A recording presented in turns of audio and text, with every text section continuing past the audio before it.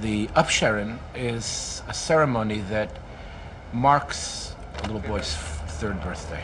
It marks the beginning of a little boy's formal education. As far as we are concerned, there is nothing more important than education.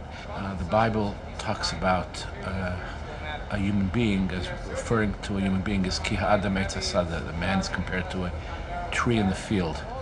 From an educational perspective, a tree grows best when it has deep and solid roots. Now, we find with the tree, the Bible tells us that the first 3 years, its fruits are not to be eaten. We sort of extrapolate from there, from a mystical perspective, and wait 3 years before we cut a little boy's hair for the first time. We've actually combined two ceremonies at one here, because another tradition that we have, which is that a child, upon beginning the educational process, is brought into the schoolroom, wrapped in a talit, a prayer shawl. When Beryl is brought in, the assembled shower him with sweets. The notion that his life should be a sweet one.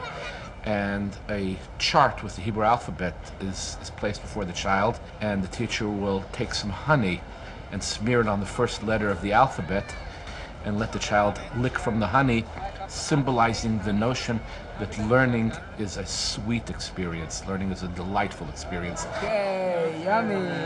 One by one, everybody walks up to Beryl and takes a snip of his hair. The hair cutting itself becomes an educational experience. It's a mitzvah where you cut the hair and you leave the peyot, the hair along the side.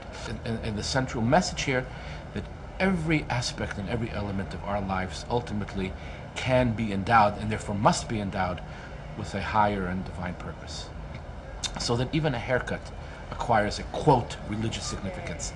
Traditionally, the child has a couple of coins that he gives out to everybody who comes over and encourages that person to give that coin to charity.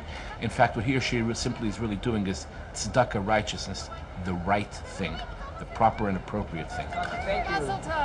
Which is to take what we have and use it to make the world around us a better place. So he's helping somebody else do the mitzvah, the other person is doing the mitzvah, and meanwhile acts of goodness and kindness begin to multiply. Now imagine if everybody walked out of here and encouraged another couple of people to do that, and they in turn encourage another couple of people to do that. We believe that every human being truly does have the ability to change the entire world, one good deed at a time.